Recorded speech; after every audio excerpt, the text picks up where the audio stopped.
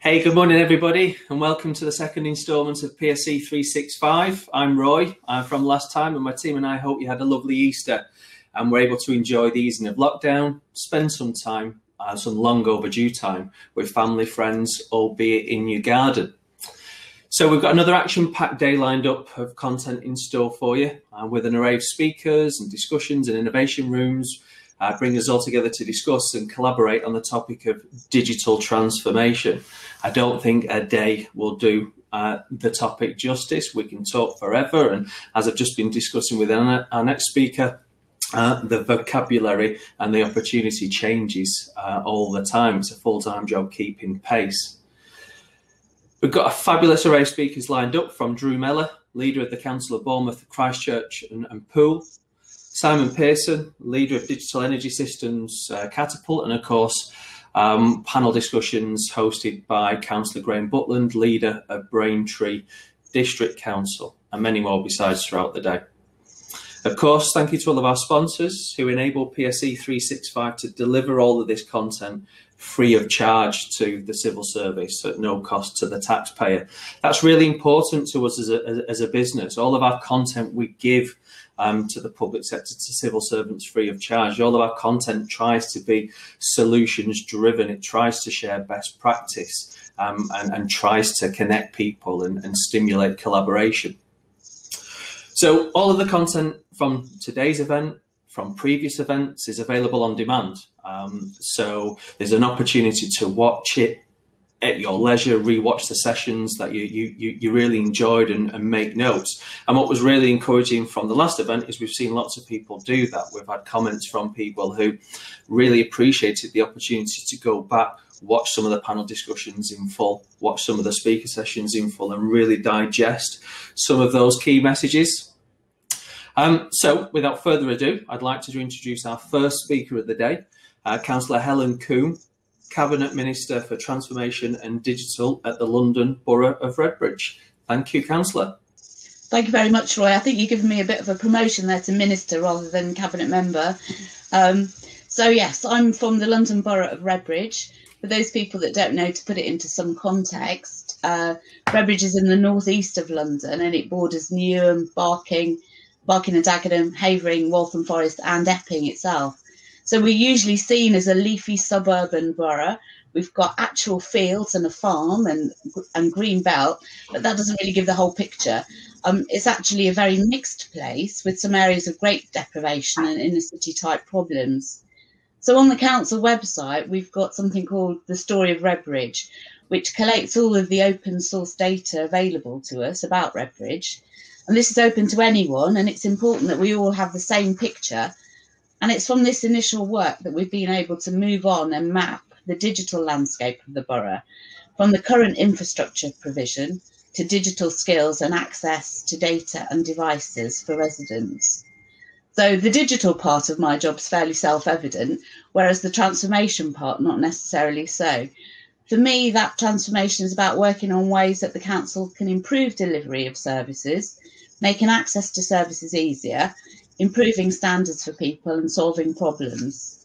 I'm a primary school teacher by profession, and when I started, I'd never actually even seen a computer, but now I wouldn't know where to begin without one, or, more importantly, even my smartphone.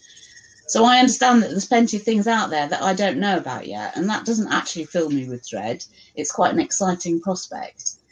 I'm interested in getting things done efficiently and smoothly for the benefit of residents and customers, and this is where we're coming from on our journey.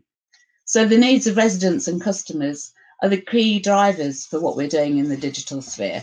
We're building a virtual new front door for the council. We have a website, we have a phone number. In pre-pandemic times, we even had a walk-in option. So we're working on improving the website and making those digital journeys much easier and more intuitive. We have a chatbot for coronavirus, one is coming for planning, and one for any council's hottest topic, waste and bin collections. So the first Christmas we piloted the chatbot for the waste collections, the number of phone calls to the customer contact centre was significantly reduced. So obviously waste collection details are always available on the website, but the chatbot makes it easier and quicker to navigate. And so you can get your bins out on time when you think about it at 11 o'clock at night, thinking, oh, is it tomorrow? Yes, it is. So we're looking at what residents and customers need from us, rather than starting from a position of how can we digitise what we've always done? How can we make work for staff more efficient and less repetitive? There's almost a Dickensian image of staff at rows and rows of computers moving things from one inbox to another, instead of the old-fashioned clerks perched on high stools scratching away at ledgers. So there's got to be a better way, and for lots of things there actually is. Obviously, robotic process automation, which removes the repetitive manual task and also releases immediate business benefits. So there are service-based digital initiatives which have begun and more are planned, which will also improve services and release cashable efficiencies. It's an inescapable reality that councils have faced 60% reductions, and that's something we have to manage. So as well as improvements for residents and customers, we have to look for savings and manage the tensions between those things. So we need to design services around user needs and change the relationship with residents and customers. We need to make our online services an excellent, consistent consumer experience so that customers and residents who can choose it as their channel of choice and make it their first port of call and their only port of call. We need to provide customers with easy ways to report it, request it, apply for it, book it, importantly pay for it, and find it on their own. So one example of an improved digital journey is the application process for a skip license. Not the most exciting thing in the world, but this is the kind of thing that we deal with, the nitty-gritty of council life. Previously, this was quite tedious and onerous for the operators, and even more so if they wanted to extend the licence. Now, although we're not 100% there, it's much better, and this was achieved by listening and talking to operators, finding out what their bugbears were and then fixing them. Obviously, some residents and customers need support to contact us digitally, and they'll still need to speak to a person. By improving our digital channels, it makes more space for our most vulnerable residents to speak to people who can help them. I sat in on a call about council tax arrears at the customer contact centre, and the resident was clearly distressed and needed help. The customer contact centre officer took the caller through her options, did the forms for her, then went on to ask her further questions and offered other possibilities, and her relief was palpable. And that wouldn't have happened online because she didn't know what was available and she didn't know which questions to ask.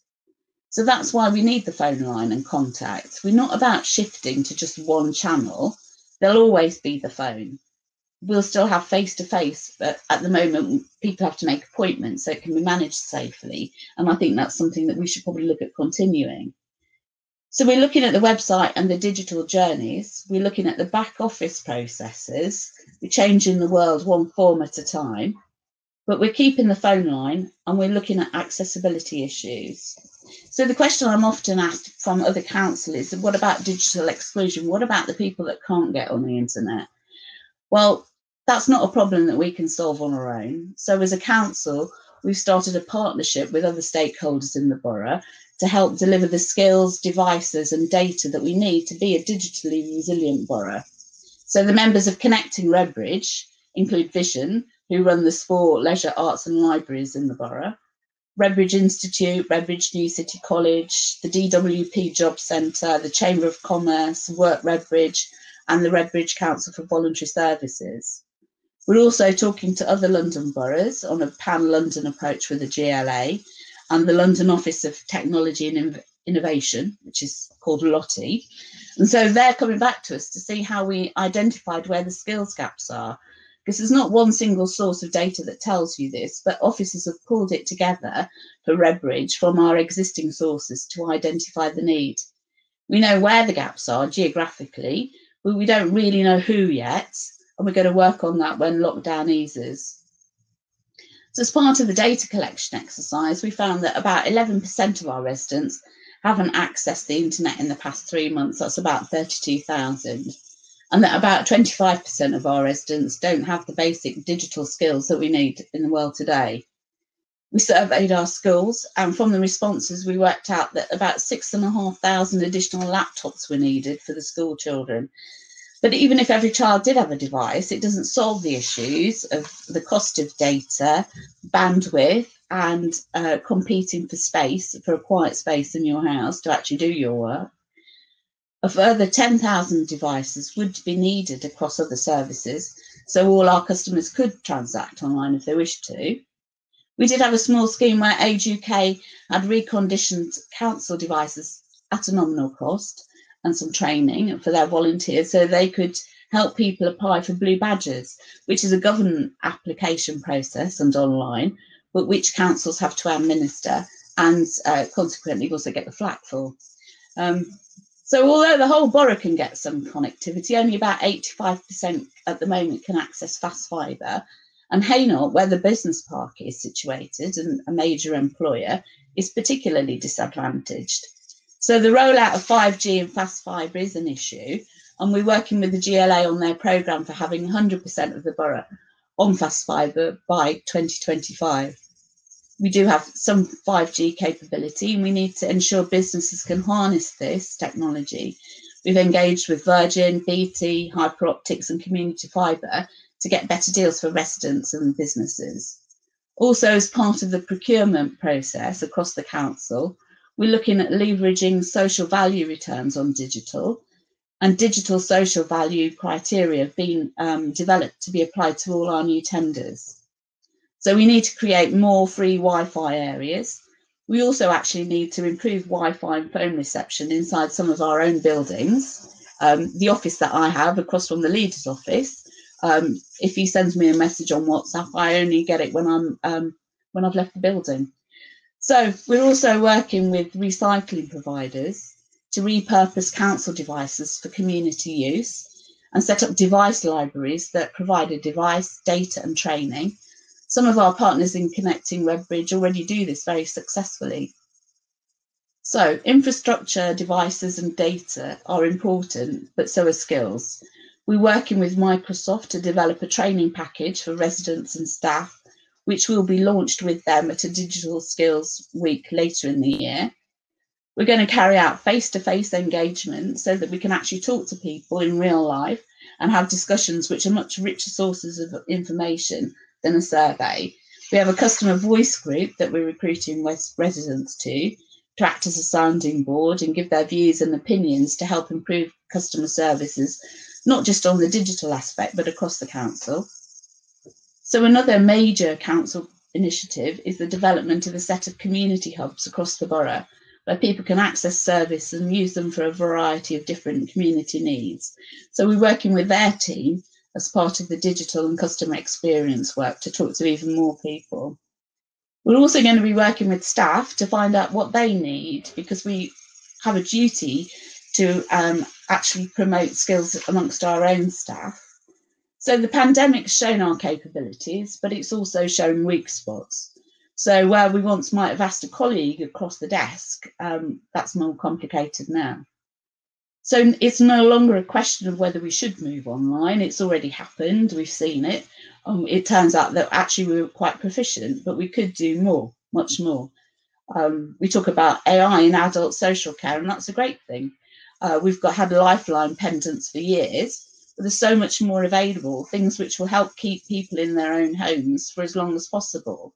And I've seen the benefits of this as a daughter living hundreds of miles away from a mother with Alzheimer's, who was able to stay in her own home because of her fantastic carers, but also the ability to interact with social services, the kit that she had in her house, and obviously Sainsbury's. So to sum up, we're trying to cover as many things as we can as quickly as practicable. We're not just sitting here saying, if you want anything from the council, you're going to have to get online, and it's just tough if you can't. We're actually trying to remove those barriers that exist for people, the 11% who don't go online for whatever reason, and also trying to remove the barriers and frustrations for the 89% of people who can and do go online. So this is very much a work in progress. So thank you very much, everybody, for listening to this.